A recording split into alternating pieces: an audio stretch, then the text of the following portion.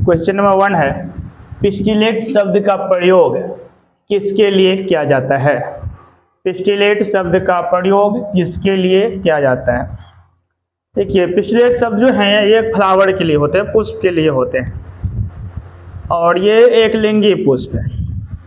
Flower प्राय लिंग के अलावा दो तरह के होते हैं, एक लिंगी और दो लिंगी। एक लिंगी में या तो वह स्त्री पुष्प होंगे या नर पुष्प हो जाएंगे, और द्विलिंगी में जिसमें स्त्री और नर दोनों जनन अंग पाए जाएंगे वह द्विलिंगी हो जाएगा। पिस्टिलेट शब्द का जो प्रयोग है वह इस एक लिंगी पुष्प के लिए, एक लिंगी में भी जो स्त्रीलिंग पुष्प है अर्थात स्त्री पुष्प है उसके लिए प्रयोग किया जाता है। पिस्टिलेट शब्द का प्रयोग किसके लिए? एक लिंगी स्त्री पुष्प के लिए, एक लिंगी स्त्री पुष्प के लिए पिस्टिलेट शब्द का प्रयोग किया जाता है। ऑप्शन बी सही है। क्वेश्चन नंबर 2 है, स्त्री दल चक्र बना है। पुष्प के जो है प्रायः 4 चक्र होते हैं, पुष्प के 4 चक्र, जिसमें 2 जो हैं आवश्यक हैं और 2 सहायक हैं।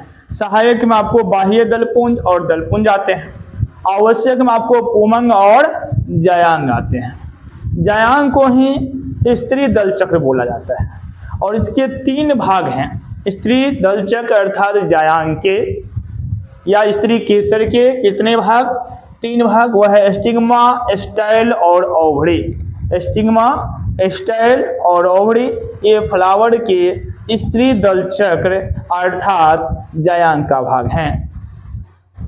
तो स्टिग्मा भी सही है, स्टाइल भी सही है, ओवरी ये भी सही है। ऑप्शन डी हो जाएगा इनमें सभी। स्त्री दल चक्र पुष्प किसका बना होता है? स्टिग्मा, स्टाइल और ओवरी तीनों से बना होता है। इसी तरह से यदि यहाँ पर नर दल चक्र दे देता अर्थात पुमंग के लिए दे देता, पुमंग का भी 3 भाग, पुमंग का भी 3 भाग। एक हो गया एंथर, दूसरा हो गया फिलामेंट और तीसरा connective. Anther, filament, connective, anther, filament, connective. स्त्री दल चक्र का 3 भाग, नर दल चक्र का 3 भाग। स्त्री दल चक्र का 3 भाग में स्टिग्मा, स्टाइल, ओवरी इनमें सभी है। तीसरा क्वेश्चन, पादपों में एम्फीबियन या उभय स्थानी किससे संबंधित है? एम्फीबियन का अर्थ होता है 2 स्थानों पर निवास करने वाले, या उभय स्थानी मतलब 2 जगहों पर निवास करने वाले। ऐसे पौधे जो दोनों जगह अर्थात जल में भी और थल में भी अर्थात स्थल में भी निवास करेंगे उसे ही स्थल चर अनुभय स्थानी या एम्फीबियन बोलेंगे। और उस वर्ग के पौधा का नाम है आपको ब्रायोफाइटस। क्या नाम है? ब्रायोफाइटस। ब्रायोफाइटस वर्ग के पौधे उभय स्थानी होते हैं, ये जल में भी और स्थल में भी पाए जाते हैं। यदि यही जंतु के लिए पूछ देता, जंतु जगत का उभयचर क्या है, एम्फीबियन कौन है, प्राय जीवों में मेढक को ले लेते हैं जो दोनों जगह रहता है। क्वेश्चन नंबर 4 है, भ्रूणपोष वाले बीजों को क्या कहते हैं? भ्रूणपोष वाले बीजों को क्या कहते हैं? भ्रूणपोष क्या है?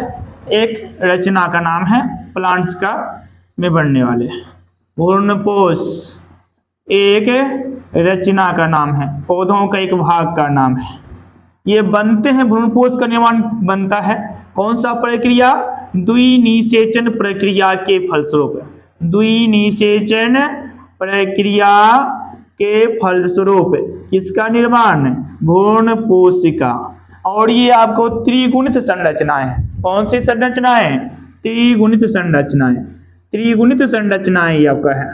भ्रूणपोष कौन सी संरचनाएं हैं? त्रिगुणित संरचनाएं हैं अर्थात 3N है।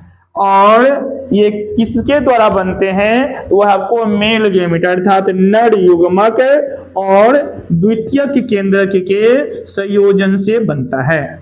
द्वितीयक केंद्रक, भ्रूणपोष का निर्माण किसके द्वारा? नर युग्मक और द्वितीयक केंद्रक। इसके कार्य को चलें, इसका कार्य है भ्रूण को पोषण देना। इसका कार्य क्या है? भ्रूण को पोषण देना, पोषण देना।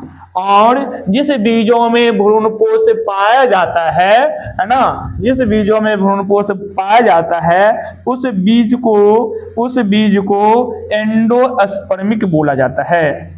एंडोस्पर्मिक। जिस बीज में भ्रूणपोष मौजूद हो उसे क्या कहेंगे? एंडोस्पर्मिक या भ्रूणपोषी बीज, या इसी का नाम है, या भ्रूणपोषी बीज भी कह सकते हैं। भ्रूणपोषी बीज। तो क्वेश्चन नंबर 4 आपका स्पष्ट है, भ्रूणपोष वाले बीज को क्या कहते हैं? एंडोस्पर्मिक। क्या हो जाएगा? एंडोस्पर्मिक। ऑप्शन डी सही है। भ्रूणपोष वाले बीजों को क्या बोलेंगे? एंडोस्पर्मिक। कार्य कहेगा तो क्या बोलेंगे? भ्रूण को पोषण देना। क्वेश्चन नंबर 5 है, निम्नलिखित में से किस पौधों में स्वपरागन होता है?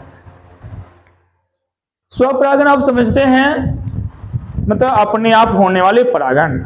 और अपने आप तब संभव होगा जब पुष्प कैसा हो? द्विलिंगी हो। पुष्प कैसा हो? द्विलिंगी। अर्थात एक ही फूल में दोनों जननांग, नर जननांग और मादा जननांग जब मौजूद हो तो उसमें क्या होगा? स्वपरागन। अपने मतलब परागकण निकला और स्वतः ही आ गया, तो ये आपका स्वपरागन। यदि एक लिंगी प्लांट्स है, एक पौधा अलग है, दूसरे पौधे अलग, अब वहां पर परागन होने के लिए किसी न किसी माध्यम की आवश्यकता होगी, तो आपका परपरागन। तो परपरागन जो है एक लिंगी पुष्प में ना और द्विलिंगी पुष्प दोनों में हो सकता है, लेकिन स्वपरागन के लिए द्विलिंगी पुष्पों का होना आवश्यक है। स्वपरागन किस में हो सकता है? केवल द्विलिंगी पुष्पों में। किस पुष्पों में? केवल द्विलिंगी। निम्नलिखित में किस पौधों में स्वपरागन होता है? तो द्विलिंगी पौधों में। किस पौधों में? द्विलिंगी पौधों में। ऑप्शन बी सही है। क्वेश्चन नंबर 6 है, भ्रूणपोष का क्या कार्य है? तो भ्रूणपोष का कार्य, अभी देखिए हमने भ्रूणपोष का कार्य क्या? भ्रूण को पोषण देना। भ्रूण को पोषण देना, भ्रूण बनाना नहीं, भ्रूण को पोषण देना। भ्रूणपोष का कार्य है भ्रूण को पोषण देना। ऑप्शन बी सही है। क्वेश्चन नंबर 7 है, भ्रूणपोष है। भ्रूणपोष है तो अभी देखिए भ्रूणपोष कौन सी रचना? त्रिगुणित। भ्रूणपोष कौन सी रचना? त्रिगुणित संरचना है। 3n है, 3n त्रिगुणित, त्रिगुणित 3n। ऑप्शन सी सही है। भ्रूणपोष कौन सी रचना है? तो त्रिगुणित रचना अर्थात 3n रचना है। नेक्स्ट है, अगुणित भ्रूणपोष निम्नलिखित में किसकी विशेषताएं हैं? अगुणित भ्रूणपोष आपको पाई जाती है अनावृत बीजी में। किस पौधों में? अनावृत बीजी में। जिस बीजों के ऊपर कोई आवरण नहीं रहता उसे क्या बोलेंगे? अनावृत बीजी। अनावृत बीजी का जो भ्रूणपोष है ये आपको अगुणित होता है। शेष सभी का भ्रूणपोष आपको त्रिगुणित संरचना में होती है। क्वेश्चन नंबर 9 है, निम्नलिखित में कौन जलीय जंगली घास है? जलीय जंगली घास ऐसा घास जो जल में जंगल उत्पन्न कर दे, जलीय जंगली घास है। और वह कौन सा घास है? तो उसका नाम है जलकुंभी। जलकुंभी। जलकुंभी को बंगाल का आतंक भी कहा जाता है। बंगाल का आतंक भी कहा जाता है। इसे वाटर हायासिंथ भी बोला जाता है। जलकुंभी का दूसरा नाम वाटर हायासिंथ। ये ऐसा घास है कि पानी में से ऑक्सीजन को खींच लेता है। पानी में से ऑक्सीजन को खींच लेता है। ऐसा पौधा जो पानी में से ऑक्सीजन खींच ले तो भी क्या होगा? जलकुंभी। जलीय जंगली घास कौन है? जलकुंभी। ऑप्शन सी सही है। जलकुंभी को बंगाल का आतंक भी कहा जाता है। जलाशयों की महाविपत्ति भी कहा जाता है। क्यों? ये जल में रह करके जल में जो उपस्थित ऑक्सीजन है उसी को खींच लेता है, इसलिए जलाशयों की महाविपत्ति भी इसे कहा जाता है। क्वेश्चन 10 है, वायु परागन किसमें नहीं होता है? वायु परागन किसमें नहीं होता है? तो घास में, मक्का में, गेहूं में, इन सब में वायु परागन जरूर पाई जाती है। ऑप्शन डी सही है, सेल्विया। सेल्विया एक प्लांट है जो कीट के द्वारा परागित होते हैं। वायु परागन सेल्विया में नहीं पाई जाती है। क्वेश्चन नंबर 11 है, बीज चोल का निर्माण होता है। बीज चोल का निर्माण होता है। बीज चोल का निर्माण होता है। तो बीज चोल का निर्माण होता है पेरिकार्प से। किससे? किस रचना से? पेरिकार्प से। पेरिकार्प से बीज चोल का निर्माण होता है। ऑप्शन ए सही है।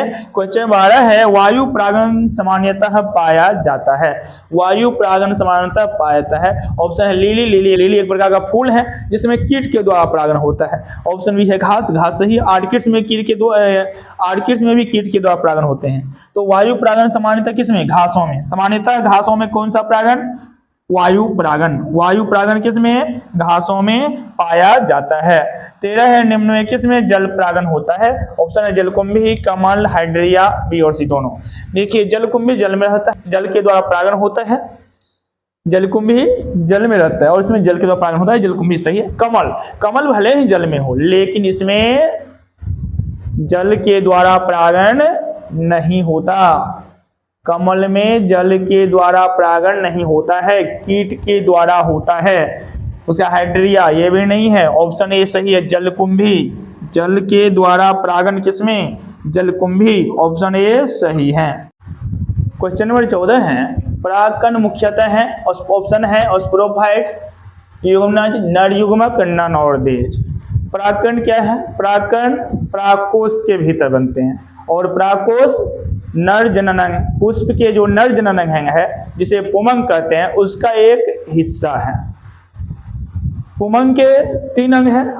परागकोश इंग्लिश में एंथर कहेंगे, दूसरा तंतु जिसे इंग्लिश में फिलामेंट बोलेंगे और एक है योजी जिसे कनेक्टिव बोलेंगे।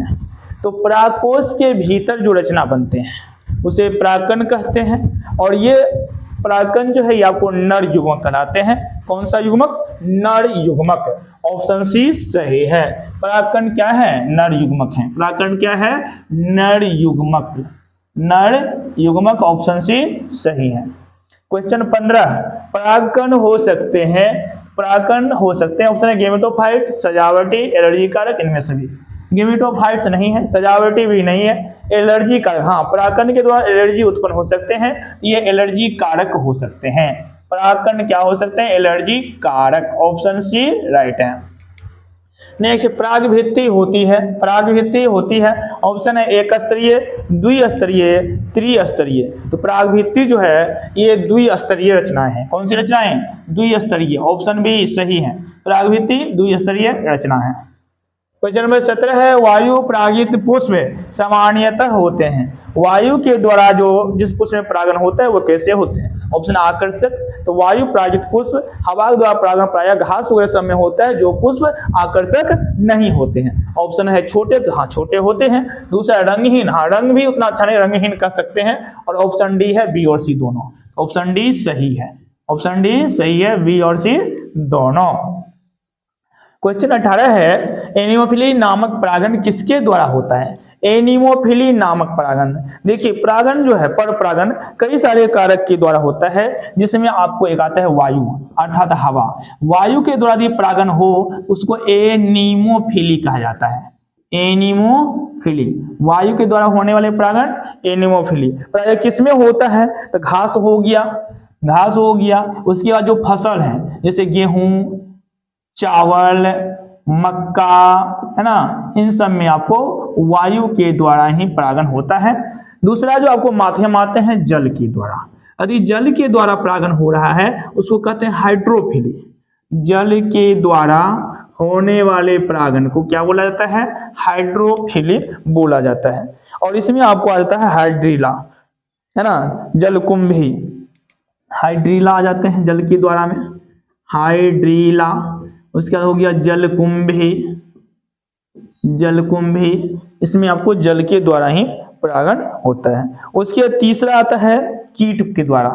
कीट के द्वारा यदि परागन होगा इसको कहा जाता है एंटोमोफिली। कीट के द्वारा होने वाले परागन को क्या बोला जाता है? एंटोमोफिली, अर्थात कीट जिसे कीड़ा भी कह सकते हैं, कीट या कीड़ा के द्वारा जो परागन होगा एंटोमोफिली। और इसका उदाहरण जो है एंटोमोफिली में आपको केला और कमल, केला कीट के द्वारा होता है और एक कमल जो कि जलीय पौधा है लेकिन कीट के द्वारा इसमें परागन होता है।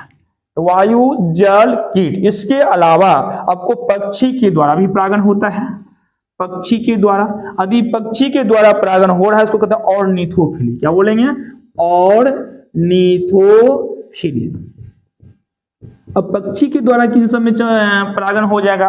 ऑर्निथोफिली जो है वो आपको एक प्रकार के फूल है झुमका, एक है यूकेलिप्टस, झुमका पौधा में एक यूकेलिप्टस, यूकेलिप्टस प्लांट्स में आपको पक्षी के द्वारा ही परागन होता है। और नेक्स्ट चमगादड़ के द्वारा भी परागन होते हैं। चमगादड़, यदि चमगादड़ के द्वारा परागन हो, चमगादड़ के द्वारा, इसको कहा था काई रेप्टेलोफिली। काइरेप्टेरोफिली,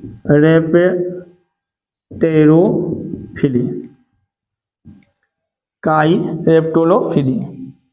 इसमें आपको सेमल और कदम आते हैं। सेमल और एक कदम्ब, कदम का पौधा, कदम में चमगादड़ के द्वारा ही परागण होता है। इसके अलावा परागण आपको घोंघा के द्वारा भी होता है। घोंघा, घोंघा, घोंघा के द्वारा जो परागण होंगे इसको कहा था मैलेकोफिली, मैलेकोफिली, मैलेकोफिली। घोंघा के द्वारा किसमें परागण होगा? मैलेकोफिली।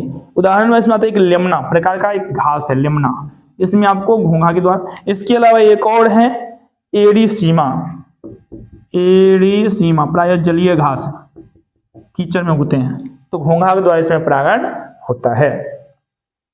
तो अब क्वेश्चन देखिए 18 है एनिमोफिली नामक परागण। एनिमो किससे संबंधित है? वायु से। तो एनिमोफिली किसके द्वारा होगा? वायु से। हाइड्रोफिली पूछेंगे जल से, एंटोमोफिली कीट से, ऑर्निथोफिली पक्षी से, काइरेप्टेरोफिली चमगादड़ से, और मेलेकोफिली घोंघा से। तो क्वेश्चन 18 एनिमोफिली किससे हो जाएगा? वायु से। एनिमोफिली वायु से, ऑप्शन डी सही है। क्वेश्चन 19 है एंटोमोफिली नामक परागण। एंटोमोफिली नामक परागण किसके द्वारा? कीट के द्वारा, जिसे कीड़ा भी कर सकते हैं, कीट या कीड़ा। ऑप्शन चिड़िया गलत है, हवा गलत है, जल गलत है, क्या हो जाएगा? ऑप्शन डी कीट या कीड़ा, ऑप्शन डी सही है। क्वेश्चन नंबर 20 में हाइड्रोफिली नामक परागण। हाइड्रोफिली किससे? जल से। हाइड्रोफिली जल से। हाइड्रोफिली नामक परागण किसके द्वारा? जल के द्वारा, ऑप्शन सी राइट है। हाइड्रोफिली जल से। क्वेश्चन 21 है, क्वेश्चन 21 है घोंघा द्वारा होने वाले परागण कहलाता है। तो घोंघा के द्वारा यदि परागण हो तो क्या कहलाएगा? मैलेकोफिली। क्या कहलाएगा? मैलेकोफिली। घोंघा द्वारा होने वाले परागण को मैलेकोफिली कहते हैं, ऑप्शन सी सही है। घोंघा द्वारा होने वाले परागण को मैलेकोफिली। नेक्स्ट, पक्षी द्वारा होने वाला परागण कहलाता है। पक्षी द्वारा होने वाला परागण ऑर्निथोफिली। पक्षी द्वारा होने वाला परागण ऑर्निथोफिली, ऑर्निथोफिली, ऑप्शन ए सही है। पक्षी द्वारा होने वाले परागण को क्या बोलेंगे? ऑर्निथोफिली। क्वेश्चन 23 है काइरेप्टेरोफिली नामक परागण किसके द्वारा होता है? काइरेप्टेरोफिली किसे कहा जाता है? चमगादड़ के द्वारा होने वाले परागण को। तो काइरेप्टेरोफिली नामक परागण किसके द्वारा होगा? चमगादड़ के द्वारा, ऑप्शन बी राइट। चमगादड़ के द्वारा होने वाले परागण काइरेप्टेरोफिली। नेक्स्ट है कमल में परागण होता है। देखिए कमल एक जलीय पौधा है, कमल एक जलीय पौधा है, लेकिन इसमें कीट के द्वारा परागण होता है। कमल में और केला में किसके द्वारा? कीट के द्वारा, जिसे एंटोमोफिली भी कहा जाता है। तो कमल में किसके द्वारा? कीट के द्वारा, ऑप्शन सी राइट है, ऑप्शन सी कीट के द्वारा। क्वेश्चन 25 है कदम में परागण किसके द्वारा होता है? कदम एक पौधा है जिसमें आपको चमगादड़ के द्वारा परागण होगा। कदम में किसके द्वारा? चमगादड़ के द्वारा। क्या कहलाएगा? काइरेप्टेरोफिली। तो कदम में किसके द्वारा? चमगादड़। सेमल और कदम ये दो पौधे हैं जिसमें चमगादड़ के द्वारा परागण होता है, ऑप्शन बी सही है।